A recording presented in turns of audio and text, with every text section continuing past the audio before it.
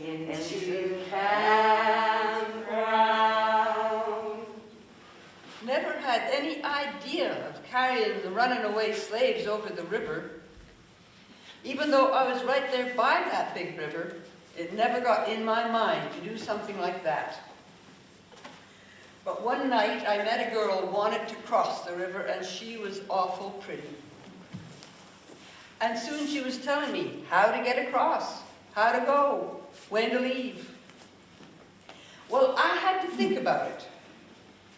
But each day that girl would come around, ask me, would I row her across the river to a place called Ripley? Well, finally I said I would. My owner trusted me and let me come and go as I pleased, long as I didn't try to read or write or anything. Now, I thought the other side of the river was just like the side where we lived, on the plantation. I thought there were slaves and masters over there too, and overseers and rawhide whips. That's why I was so scared. I thought I'd land the girl over there and some overseer didn't know us would beat us for being out at night. They could do that, you know.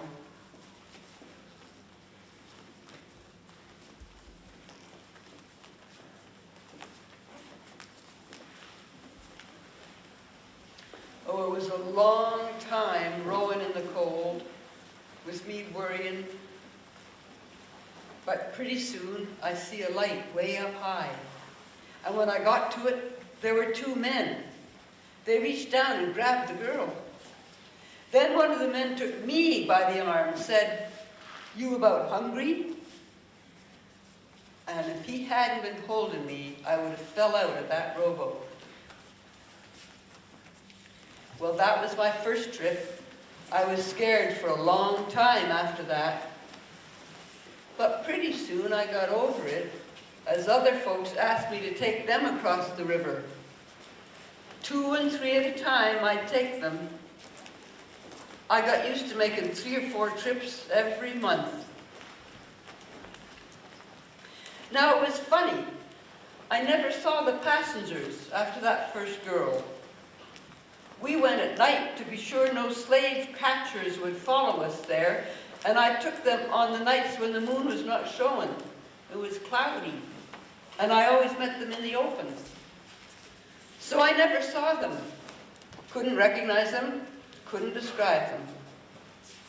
But I would say to them, "What you say?" And they would have to say the password before I took them across. Well, there in Ripley was a man named Mr. Rankins, and he had a station there for escaping slaves.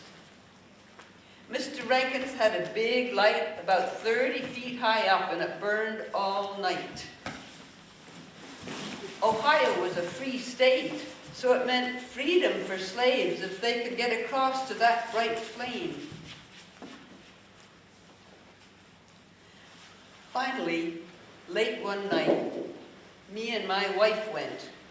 We were rowing and rowing, but it seemed we weren't getting any closer. That was because we were so scared, and it was so dark, and we knew we could get caught and never get gone. Well, we did get there. We pulled up there and went on to freedom. I have children and grandchildren now. Well, you know, the bigger ones don't care so much to hear about those times, but the little ones, well, they never get tired of hearing how their grandpa brought emancipation to loads of slaves he could touch and feel in the dark, but never ever see.